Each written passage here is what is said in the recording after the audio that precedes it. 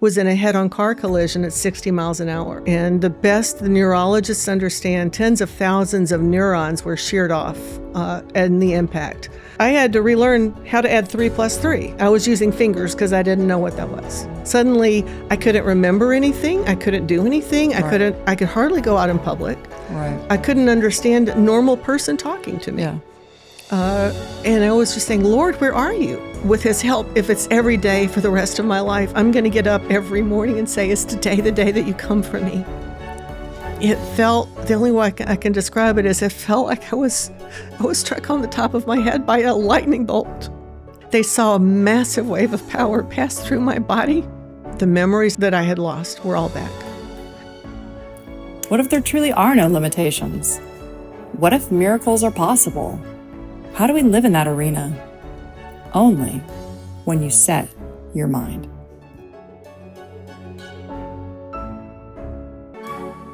Welcome to Set Your Mind podcast. Today, I am honored to introduce a friend, Laura Jenkins Boal, who has written the book, Living in the Yes. She has an incredible testimony of healing and discovering that there's way more than just religion. There's way more than just rules and regulations. God met her and not only healed her, but he gave her access and understanding. He also gave her teaching so she can help us learn how to live in the yes.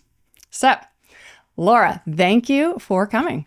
I'm so happy to be here, Jenny. It is such an honor to have you. And I kind of want to just start out talking about your story. I would like the audience to get to know who you are, what's your background, because you had a brain injury. Mm-hmm. Where were you before that? Sure. What led up to it? What happened because of it? Okay. Just bring us on. I mostly grew up living as an overachiever.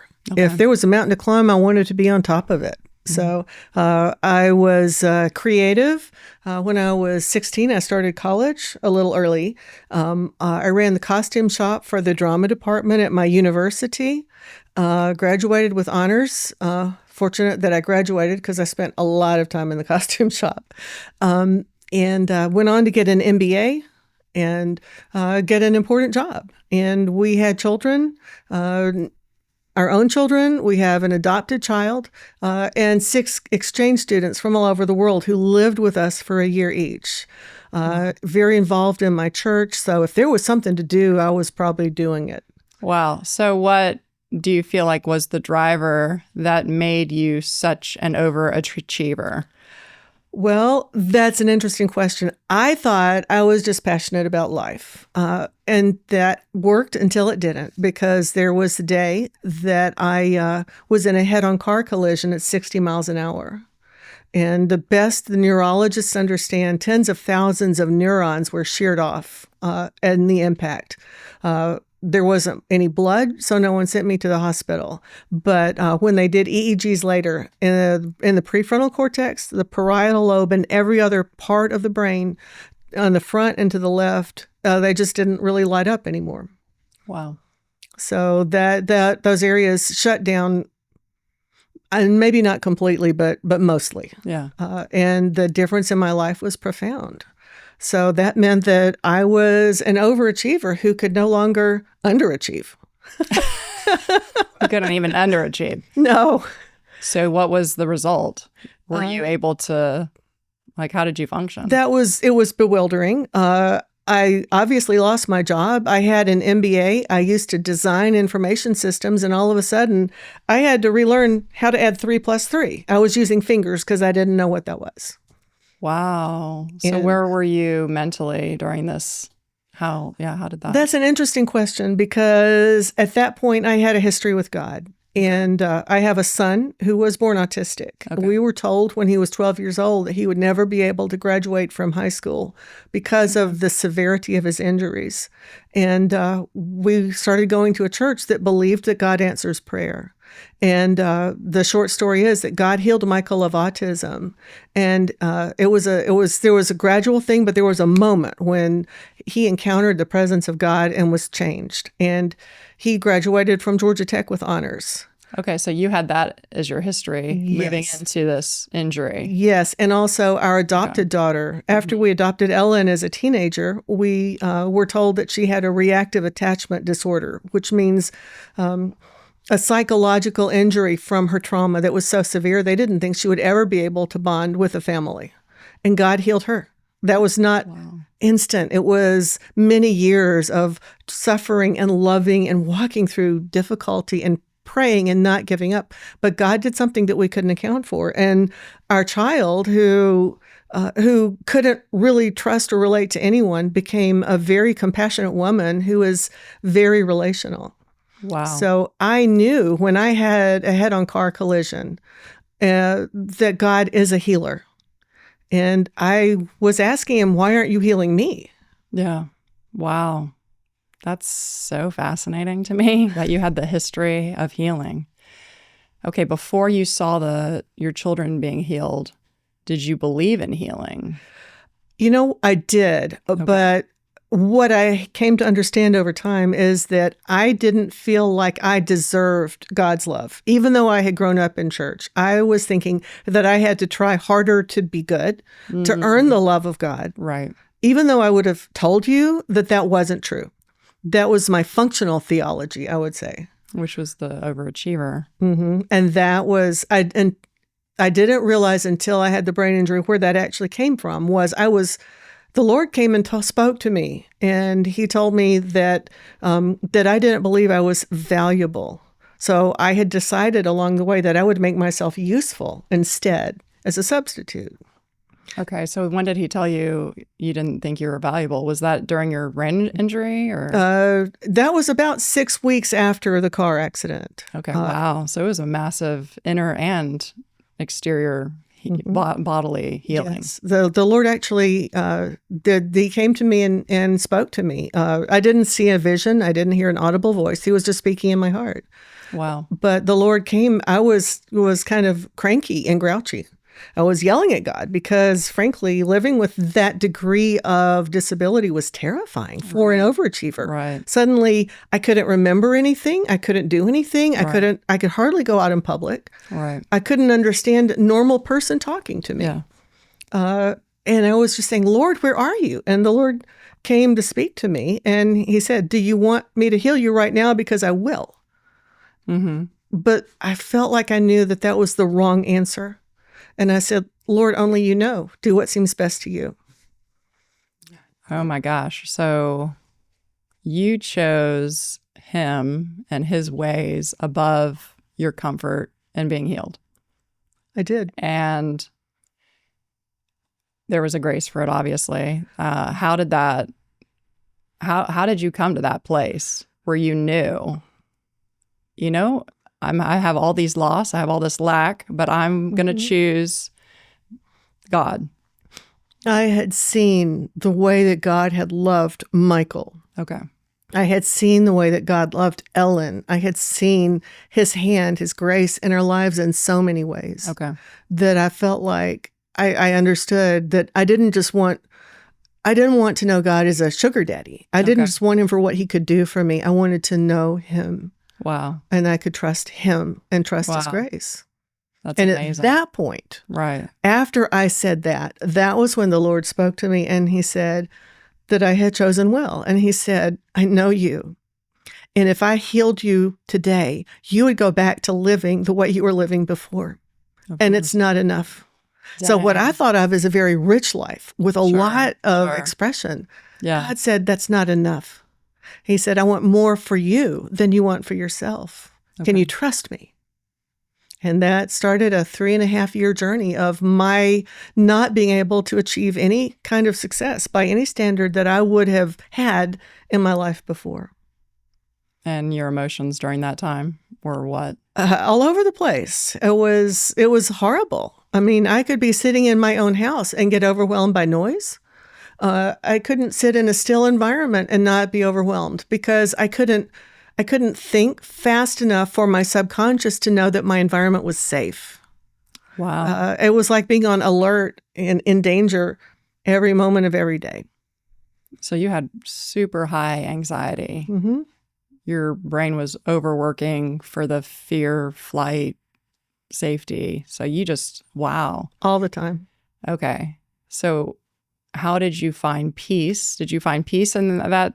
You had to have some peace in that season. I did. Okay. It was really during that time that it took me a long time to understand that when God said he wanted more from me than I wanted for myself, his idea of more and my idea of more weren't the same thing, because I would have thought that having more would be, I have more capacity. I can think faster. I can make better decisions. I can go more places. I can do more things. And all of that at the moment was gone. But what I learned in that time when I could bring God nothing was that he brought me everything. And in that place where I couldn't be useful to anyone in any capacity, I was maybe more ornamental than useful. I found out that God still loved me without my bringing anything to him. Wow. Okay. So during this season, what were the disciplines you did, or could you read? What were your abilities? Well, that's an interesting question. I could read, okay, but if I read a second paragraph, I couldn't remember what the first paragraph was. Oh, so you were very limited. I was very limited, yes. Okay, and are you a dreamer? Do you have vision and dreams? And I hear from God. Sometimes I see pictures. I've never heard an audible voice. I've never had what someone would call an open vision. When God speaks to me, I usually hear a quiet voice in my mind, but what it's saying has life, it has peace, and it's usually saying something that I wouldn't have come up with. Yeah. And I may get a quick picture that flashes across the screen of my mind. Okay. It's very subtle. Wow. Because I'm curious now about living in the yes. So, okay, tell me how you came up with the idea of living in the yes, how this is a dream, I would imagine, and a vision or a hope when you're as limited as you were with a brain injury. It wasn't anything that I dreamed of, as a matter of fact. For 3.5 years, it was all I could do to get through today. In fact, it was often all I could do to get through the next 5 minutes. I couldn't sit down and have Christmas dinner with my family. I couldn't go to a friend's house for a birthday. I couldn't do any of those things. And for 3.5 years, the only way I could get through right now was that I would go away and spend time with God. I would have to go to a quiet room. It was probably going to have to be dark, so there's as little stimulation as possible. I found worship music that spoke to my heart. And it was a short list of songs that were familiar, because if it was unfamiliar, it created a lot of anxiety in my mind. So I had a short list of worship songs that really spoke to me about the presence of God, about God being with me. Okay. And I would sit in a dark room. I would listen to that music. I would sing along. I would read Bible verses that spoke to my heart, short passages, because I couldn't recall long ones. But I knew the passages that just jumped off the page. Yeah. And I prayed and just said, Lord, will you get me through right now? Wow. Not will you get me through tomorrow, just will you get me through right now? Wow. For 3.5 years. For 3.5 years. That was all I could do. And what I found was I could be to have that kind of impairment and to become overwhelmed was really overwhelming. Yeah. And I found out over and over that I could be completely overwhelmed. My brain is screaming in agony. And I would go to a dark place and ask God to come. And it was like he was literally holding me. I could feel the comfort of God's presence in a place where I can assure you I could not have manufactured it. Because everything inside me is just having a storm of emotion because it's overwhelmed. Wow. It's like the battle of your life. But you cling to God. You knew he was a healer. You knew you had hope. Did you have hope? Well, that there was going to be relief? Let me tell you about the day that the doctor yelled at me. Okay. About 3 years in, because I did experimental therapy. I went to the neurologist. I went to a neuropsychologist, physical therapy, mental therapy, any kind of help I could find, I got. Wow. And 3 years in, the neuropsychologist yelled at me. Mm-hmm. She just got aggravated. And she said, Mrs. Boal, 3 years after an accident, you're not going to get better than this. I mean, you might, but it'll be inches that you gain over years. The bottom line is that the way that you're living now, the limitations that you have now, that's what the rest of your life is going to look like. And the sooner you can accept that. She said, if you could get well by trying hard, you'd be well by now, because I've never in my whole career had a patient try harder than you do. Wow. But it's not going to get anywhere. And you're not going to get better than this. This is what the rest of your life will look like. The sooner you can accept that, the better off we'll all be. Okay. And your response? I knew that wasn't right. I didn't know why. Remember, my brain function has gone from about 97th percentile to 22nd. Yeah. Like that. So it took me quite a long time to figure out why it wasn't right, because I could only think very, very slowly. But so she said this to you and you couldn't even process it yet. I couldn't. I just knew it wasn't right. So I went home. I thought about that for quite a while. I prayed about it, and it eventually came to me, and I understood why it wasn't right. So I went back the next week and I yelled at her. Oh, no, what did you say? I said, actually, I appreciate your advice, and I'm sure it's good medical advice, but there's something you don't understand, because I'm not a private person. I'm a Christian, and I am here at the will and pleasure of Almighty God. Dang. And I may not understand what's happening, but He does. And until He sees fit to tell me, with all due respect, I'm watching Him, not you. Dang. And I don't think He's going to leave me like this. Wow. I think He's going to come for me. But if He doesn't, with His help, if it's every day for the rest of my life, I'm going to get up every morning and say, is today the day that you come for me? That's so powerful. And if it's not, will you help me? Because this is really hard and I can't do it without help. Wow. Oh my gosh. Dang, girl. So writing a book, being in that state, He came for you, obviously. He came for you. Well, it was about that time that I saw the waterfall. Okay. So I was yelling at God one day. I was in my house. I was in the dining room. I remember where I was. And I was yelling at God about how hard it was to live with a brain injury like He didn't know. Yeah. Yeah. And I said, and what do you have to say about that, Lord? Because to me, prayer is just having a conversation with God. Yeah. Yeah. He didn't exactly answer me directly, but a quick picture just flashed across the screen of my mind, just in a flash. And what I saw was a picture of myself in the same room where I was. And behind me was a waterfall. It was in the room with me. It was just a happy little waterfall. It came down out of the ceiling. It made a little puddled into the floor. And it was, all I could say is I wanted to be where the waterfall was. The waterfall was good. It was very good. I knew that. I wanted to be there. And I could see myself like I'm, outside. And I thought, it's right behind me. It's accessible, but I need to turn around. I'm pointed in the wrong direction. Oh, that's kind of beautiful. That's incredible. And okay. I prayed and I was asking God, what does this mean? Yeah. And He didn't answer me just because I asked. But the picture of the waterfall started following me around like a puppy. I could see it everywhere, just this quick flash on the screen of my mind, and it got clearer and clearer. It took about 3 weeks. I found a Bible verse. 2 Corinthians 1:20 says, no matter how many promises God has made, they are yes in Christ. And the amen is spoken by us. They are yes in Christ. I mean, when you get sick, that's a scripture we all know, right?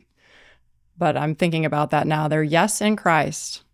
He's not a God of no. He's a God of yes. And in us, it's an amen. It's a partnership. Yes. We're not the driving force. God is. Yeah. We affirm what God has promised to do. Oh my gosh. Okay. Let's talk about that. So at that point, my life started to change. That was about the time. So the doctor yelled at me. I yelled back at the doctor. I got some clarity about what I was all about. And God showed me. I came to believe that what I was seeing was a visual representation of His presence. And I thought, God's presence is right here with me. However hard a time I'm having, no matter what's going on, if I'm pointing in the right direction, I can be where He is. I can be here. I can be here in this world, in a damaged body with a damaged brain, but I can also be in God's presence right now. How did you do what does that mean really? I just asked God, show me what that looks like. Yeah. And I didn't have I can't make this stuff up. Right. You know, Yeah. I did not have the capacity to invent or dream up anything. Yeah. I couldn't, I had been a graphic artist, but at that point I couldn't even color a picture in a child's coloring book because the lines ran together and gave me a headache. Yeah. Dang. So I tried to wrap a Christmas present for Bob one year and it took me 30 minutes and then I had to go cry and lie down because it was too hard. Wow. So I was very impaired. I didn't come up with this, but I was just asking God because he is the one who's driving this. And I just said, what does it look like? How do I turn in the different direction? How do I live in this world and connected to you? And I started asking and I started to stop and take stock of what I could do. And I knew because the list of what I could not do was a long list, very long. Yeah. But I asked God, what can I still do? And I thought, I can still love people. Okay. Yeah. There's no impairment to my ability to love. Right. I can listen to them if they talk one at a time and very slowly. Yeah. Not if they talk fast or if two of them talk together, I'm out because I'll be curled up on the floor screaming. But if they'll talk slowly, I can listen. Wow. And I can pray. Wow. And sometimes when I prayed for people, crazy stuff happened. So I just thought, at that point, I started thinking, well, if that's all I can do from now till the day I die, could I still be dangerous? Interesting. Do you want it to be dangerous? I did. Okay. I did. I thought God did not put me in that accident. He didn't do this to me. The devil did, and he's going to be sorry. Okay. Because he's not bigger than God. Right. So he may have limited me, but he hasn't limited what God can do. Wow. So what are some of the things you were saying when you were praying for people? I prayed for somebody. A 3-ton gate had fallen on them on a construction site, and he'd had severe back pain for about 3 or 4 years. The doctors could not do anything to alleviate. And a group of us at church prayed for him, and the pain left. Dang. Okay. So you continually are getting affirmation. God is a healing God. Yes. And here you are with an ailment, but you know God is a healing God. Yes. Okay. Because he's real and he's not absent. Yeah. He's not up in heaven waiting for us to get our act together. Wow. He is right here, and his intention is to do life with us. Dang. Did you feel at any point that you needed to achieve to get the healing? You couldn't achieve. I could not achieve anything. You couldn't. It literally, it took me 30 minutes to make a grocery list for a one-dish meal. Dang. Okay. You couldn't even achieve. No, it maybe took me 3.5 years to understand. I'm bringing nothing to this equation. Wow. It's all coming from him. Wow. Dang. So now you know you've learned dependency on a good God, even though your circumstances did not align with a good God ultimately in your mind. Or I don't think, God gives us free agency. He gives us free will. As a matter of fact, I understand the voice of God better than I used to. And what I know now is that God was trying to get me to slow down. Yeah. That day, I was late to a funeral. Yeah. And the thought flitted through my mind. It sounded like my voice. Hey, I could slow down a little bit. And I thought about that. I didn't realize it was the Holy Spirit. And I said, no. I am not, this is so petty. I'm not proud of this.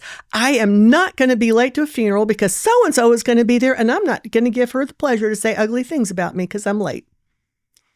Wow. So God didn't do that to me. I did that to myself. Yeah.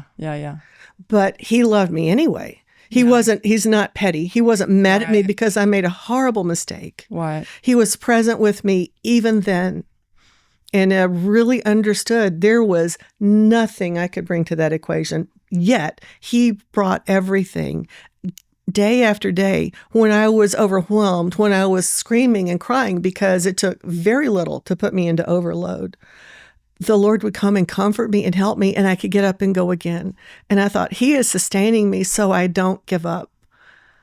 Dang. And I know that he's good, and I know that his plans are good. So whatever they look like, I don't know what they look like, but I'm wherever he is, I'm sticking to that. And how were your family members responding to you and the world? How was the world responding to you in this 3.5 years of injury? That's a good question. It was, I'm sure, horribly painful for my family because most of what I'd been able to do before was gone. I literally couldn't go to a friend's house for dinner. I couldn't go to a restaurant with my family. I mean, if I did, we would go in the middle of the afternoon. They would have to turn off the music. And I was still wearing noise-canceling headphones, and they could see from my face that I was in pain. It was horrible. But they stuck with me, and they loved me. Yeah. My son, who got healed of autism, was especially a gift because when he looked at me, he could see when I was getting overwhelmed. Oh, So he took me to places like the art museum or the botanical gardens, but he would watch me like a hawk. And if I could only be there for 30 minutes or an hour, the minute that I began to be overwhelmed, he knew what those signals were, and he would take me by the arm and say, "Let's go." wow. Incredible. Okay, so you see the waterfall. Mm-hmm. You know that you can turn into it. Mm-hmm. What does that mean? Turn to into the waterfall. How did you change? Well, that's a great question. Yeah. I realized that instead of focusing, I was so focused on what can I do? What do I want to do? How do I want to get there? Just tunnel vision on my goals, my priorities, instead that I had to turn. Instead of thinking about, I'm in so much pain. This is so hard. I can't focus. I can't think. I can't make any decisions. Okay. I can't do anything. Yeah. Instead of just thinking about that. And physical pain, I was in physical, it was 2 years after the accident, 2 years of therapy before I was able to lie down at night and not be in pain. Wow. That is hard to even conceive. Yeah, honestly. it was a really hard time. But instead of focusing on me and my goals and my pain and my situation, instead it was like I had to literally force myself to look at that, say, "Hi, I see you. Yeah, you're there." And then turn my mind, turn my attention, turn my will and say, "Yet God, you are still here too. You are faithful, you are loving, and you are good. Will you be those things for me today?" Wow. And you saw a shift? How long did the shift happen or take? Well, I think it took me about 3 years to really accept that I was absolutely helpless and had nothing to do. And at that point, when I saw the waterfall, I had 3 years of experience of being completely overwhelmed several times a day and turning to the presence of God and finding comfort. Wow. So I had practiced doing that. I knew that if I read Bible verses, the Bible is not just a good book that was written by nice people. Yeah. Jesus said, these are spiritual words that can only be perceived by your spirit. Sure, There's something more to them. And I knew there are Bible verses that I could turn to, that I could read out loud, that brought me comfort. I could feel life in those words. I don't know how to explain that to someone. It's something you have to experience. Yep. I knew worship with familiar songs that didn't stress my brain was a place that I could experience God's presence. I knew that prayer was just my turning to God's presence and saying, "Will you come?" And he did. And that's really what it was. And I knew that when I did that even though I was a very limited person, I was, as it turns out, I was a very limited person who was connected to an unlimited God. Exactly. So that is, you found comfort. You found a space where you could connect to the limitless God in your injury. How on earth did you get from, I believe in a good God, despite the circumstances, I'm going to write a book. Well, I'm going to write a book now. That is funny because the Lord came and spoke to my heart and he said, I want you to write a book. Okay.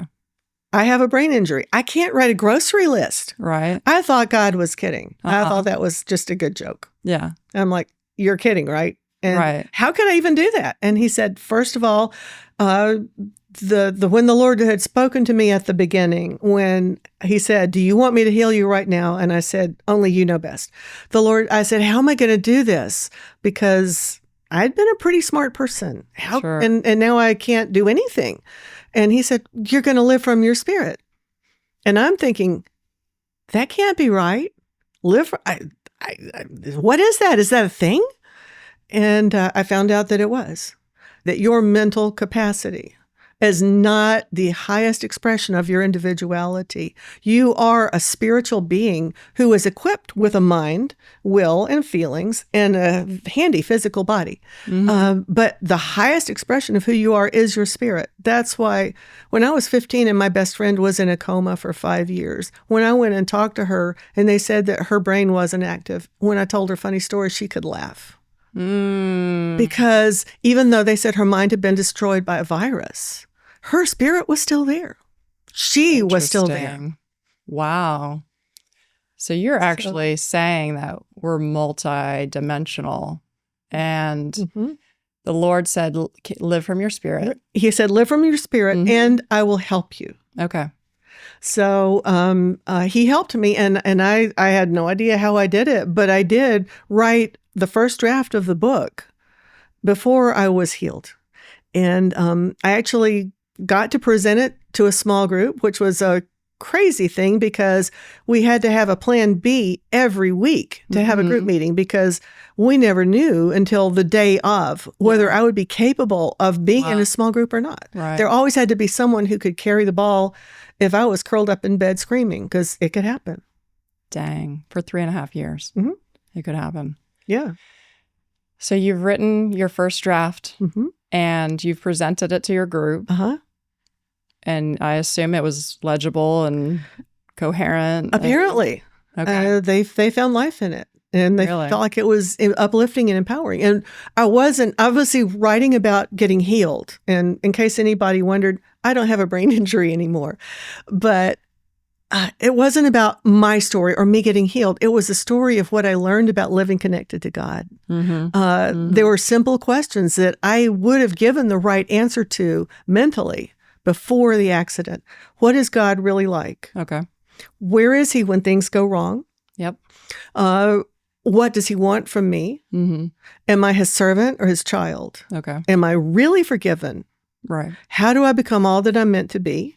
How do I get connected to the power? And does my life matter? Those were the questions I was writing about. And every chapter I wrote about the story of a real person I knew whose life was a train wreck. Yeah. Who had struggled with that question. Wow. And how they had encountered the love of God and what had changed for them. And then I would talk about how I thought that question was relevant to all of us. It is, right. So I did do the book at some level, and it seemed to be blessing people at some level. Yeah. And it was about that time that God showed up and healed me. What did that look like? We had a friend, Paul Martini, who was going to be speaking at a small church in Birmingham, and my husband wanted to go. Okay. We had a lot of discussions about whether I should try to go with him because we didn't know if I could attend a small conference, even at a small church, because of my limitations. Right. But we made plans, and we made Plan B. So we had a hotel. We had a plan that as soon as I became overwhelmed, I would go back to the hotel and just lie in a dark room, and he could go back to the conference. Dang. Okay. So we had made a plan and an alternate plan, and we went. Okay. And while I was at the conference, at this point, I was praying for. I figured I would pray for anything that moved. Okay. If that's the only thing I could do from now till I die, I was going to be dangerous.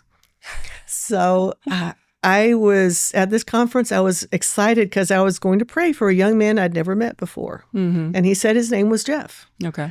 And so I took his hands and I said, God, please bless Jeff. Very profound prayer, right? Yeah, of course. And that was as far as I got. And at that point, I'm standing inside a building, right? It felt, the only way I can describe it is it felt like I was struck on the top of my head by a lightning bolt. Dang. After you prayed that prayer? I was in the middle of praying. God interrupted my prayer. Wow. I didn't get to ask what I was asking for Jeff. Yeah. So God interrupted my prayer, and I'm so glad he did. Dang. There were people that were there with us, and they said they saw a massive wave of power pass through my body, that it passed through my hands into the hands of the person I was praying for. And they said they weren't sure, but it looked like he got blown off of his feet. Boom! Dang. And Wow. I didn't know what had happened. I was shaking from head to toe like I had been electrocuted. I'm Really? going like that. On the ground? Shaking? Just standing up. But I don't know. I had to sit down. I'm going like this for 2.5 hours. Oh my gosh. And the fact is I'd been healed, but I didn't notice it, which is kind of comical. I mean, if I was going to make up a story, I would at least make up a story that doesn't make me look like one of the Keystone Cops. Wow. But I didn't realize I was healed. I'm just sitting there in a chair going like this. If I tried to stop it, or like stop my leg, then everything else would just go crazy all over again. So, Dang. and all I'm doing is I'm sitting there thinking, gosh, I look like an idiot. Oh my goodness. And so this was a meeting at a conference. It lasted about 2.5 hours. At the end of that time, I asked Bob to help me get up to the front. I can't even walk. Yeah. I asked Bob to help me up to the front because I'm thinking, I don't know what's happening, but the grace to survive with a brain injury has lifted. And someone's got to pray for me. I don't know what's going to happen, but if God doesn't show up, I don't know how I can do this another day. Yeah. This is at the conference. At the conference. And so Bob helps me up to the front, but everybody that would pray for someone is busy. And a friendly looking young man catches eye contact with me from across the room, as if he was looking for me. He makes his way across the room directly to where we were, threading his way through the people to where we were. And he comes up and says, "You're looking for someone to pray for you." And I'm like, yes. And he just smiled and was very warm and kind. And he said, "Don't you understand? You don't need anybody to pray for you because Jesus himself has already come and he's already done what you've been asking for so long." Dang. And then he smiled and walked away.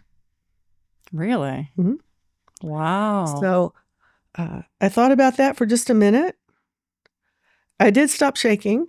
And I turned to Bob and said, I don't know who that guy is, but if he hears from God like that, I have questions. Go find him and bring him back. And Bob disappeared. And then he came back and he said, he's nowhere. So do you think it was an angel? Well, here's where it gets weird. I was annoyed with poor Bob, who has to put up with a lot. And see, the guy that I saw could have disappeared into a crowd. The guy that I saw was... My husband is 6'3". The guy that I saw was about 5'9", so kind of average height. Yeah. He looked very strong. He had curly, dark blonde hair, worn loose, about this long. Okay. And I thought weren't gone long enough. Did you look everywhere? Yeah. Bob looks at me. I mean, the guy that we saw looked like a normal person. He was wearing skin. Yeah. The guy that Bob saw was at least 6'7", with white blonde dreadlocks. Dang. Incredible. So he did see this man, but you just saw different. We did not see the same person. Okay. In the same footprint, we did not see the same person. I assume it was an angel. You can figure that out. Yeah. But incredible. At that point, I looked at Bob and we realized that was the first time in 3.5 years that I had not had to wear earplugs to be in a worship service. Really? Oh, so you were healed in that service. I was apparently healed when it felt like I was struck by lightning. Interesting. And it gets weirder than that. Okay. Because I did not have the ability to form memories. Okay. I couldn't remember things that I had done the day before. And all of a sudden, it took about a week. Actually, I kind of felt just buzzed and woozy for about a week, just like, what just happened? But once I came to, the first day I went back to work, which was about a week later, I had lost my real job, but I was working at a job that someone who was a high school student could have done. Okay. And following my very detailed instructions, because I can't remember how to do simple things. And I suddenly thought, who wrote this chart of accounts? Because this is wrong. Interesting. And every memory that I had lost had been returned. Not only the ability to remember, but the memories that I had lost were all back. So the best we can figure, that means that when Jesus came, he not only healed the damage in my brain, there would have been tens of thousands of neurons that were sheared off from that impact. Mm-hmm. It would look like he tied every one of them back together. Dang. That is incredible. And so what happened with your book at this point? Well, at that point, I really wanted to tell other people that living connected to God isn't about you're trying to be good enough, like we're all orphans, and we're trying to work hard enough, achieve enough, or be good enough that God will look down and notice us and say, "Oh yeah, him, do him too." It's not like that. Right. That his love for us is profound and personal. That it's real, that no matter what we have done, no matter what mistakes we've made, no matter what limitations we have, none of that is bigger than the love of God. Wow. So do you think you would have ever come to those conclusions if you hadn't had the injury? No. I was way too invested in trying to overachieve and do more and be more so I could be enough. Wow. And it never occurred to me that there was a different way to live. Wow. So now you don't overachieve? Or I'd say it's something that I still have to struggle with. Okay. Because I am a passionate person. I'm creative. Yeah. I can wrap Christmas presents now. That's good. And Everything's been restored. Yeah. Wow. But so I have a tendency that I have to be aware of that I have to limit. Okay. But what I have learned from experience is, I can do things in my power, which maybe goes this far. Okay. Or I can live connected to God and do things in his power, which is this much. Yeah. Right. That works better. Yeah. Incredible. So it's interesting talking to you because I marked a bunch of spots in here in this book that I felt were really critical to our audience and to learning and to hearing. Because you said at one point, which I'm curious to hear about, it says broken heart or deep soul wounds, or else are you believing a lie. That's something. Wait, hold on. Let me start. It's okay. Let me start over. Okay, you said at one point, what if this isn't working for you? When someone is caught in a sin that you can't seem to overcome, they're often dealing with a broken heart or a deep soul wound, or else they're believing a lie. You said, are you willing to let it go? I don't want it to obscure the glory that I put within you. Come up here with me. I have something much better to give you. So ultimately, that's what you learned. That no matter what, God is calling us into intimacy, into relationship, into fullness that you never would have known. And it's still, it's pulling you maybe, but you live connected now. And now you're empowering others to also live connected to the source of life. That's my dream. Yeah. Do you think that's something that you've always had since childbirth? Like, is this something that's a calling that you've always had? Because your identity, I would say, you're somebody that brings healing, brings empowerment, brings strengthening to those who are lost, brings understanding where we feel chaos and confusion. This book, there's so much wisdom in it, and it really helps people to tap into this waterfall, ultimately. So this is your calling. This is what you're doing. This is what you're accomplishing. This is, so the accident, would you say that was always mapped out? I think it's mysterious. I think that God is very big on free will. Okay. And I think that God probably knew I was going to get in the accident. I still know he was trying to keep me from doing it because he told me to slow down. Yeah.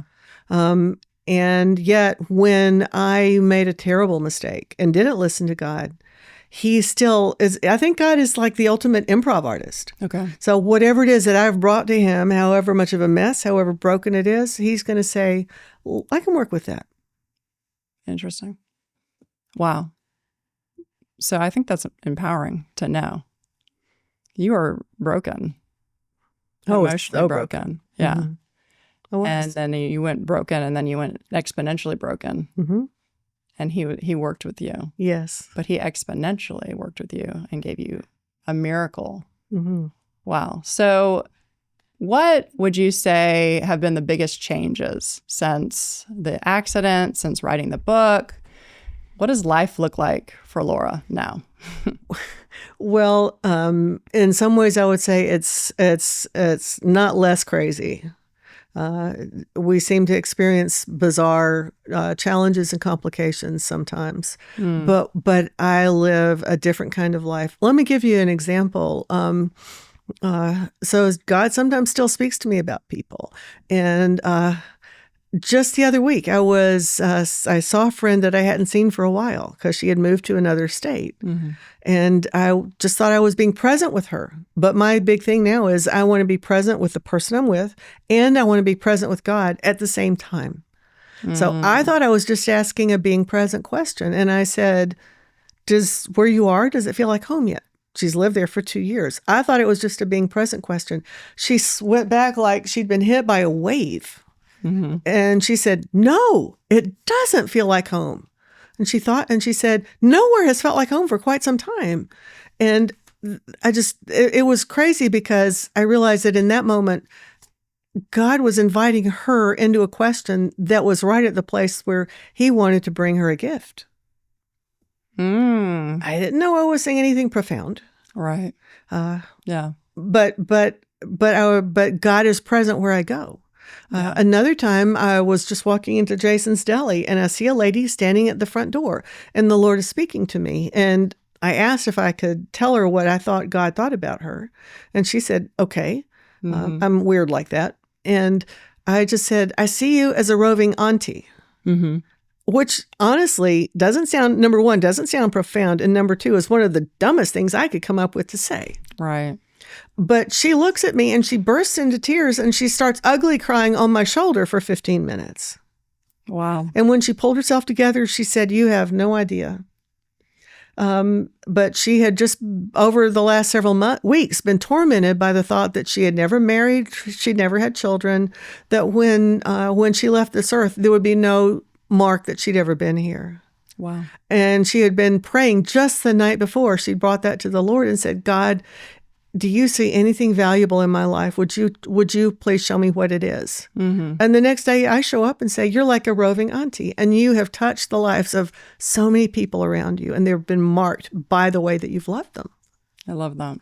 That's incredible. I thought it was just I didn't think that was anything powerful. Yeah. But what I've learned is that I don't have to try to be significant. Mm-hmm. I'm just loved. Mm-hmm. And I can live and be present with the Lord and present with the person in front of me at the same time. And that doesn't mean that I have to try to be an overachiever. Right. I just get to live connected. And I really believe that is God's intention for every one of us. Yeah. That we get to live connected to a power that is beyond anything that we could come up with. That's incredible. I've realized also with healing, as you're healed, it gives you the ability, and only through healing, to be in the present. It's like chaos is happening always a little bit.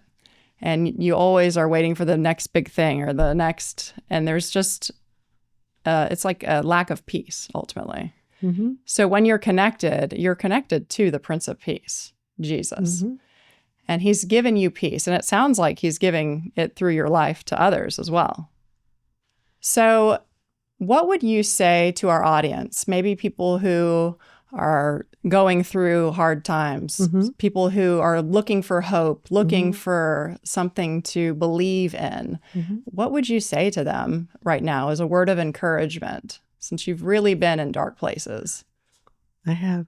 I would say that God knows you and he loves you. You are not one of a crowd. You are his creation. You are his child. He knows details, all the details about your life. He loved you before you were ever born, no matter what you've done, no matter what has been done to you. He loves you right now. And he wants to give you a quality of life that you've never imagined, where you don't have to achieve to be valuable, where you are valuable just because he values you, and that you can live from that place. Wow, that's so powerful. I love that. I love the way you wrote this book because it really speaks to so many different types of people. When I read it, I thought, wow, if you want to know a lot, it's all here. But also to the creatives and the visionaries. There's moments in here where you're painting pictures. Are those things that the Lord gave you as you wrote it? Because I was just reading the meat of the main pages, and then I started going back and seeing that you wrote visions as well in each chapter. Tell me about that. Why did you include that? How did you get those? Have you always seen visions? And well, as I said, mostly for me, vision would just be a quick picture that flashes across the screen of my mind.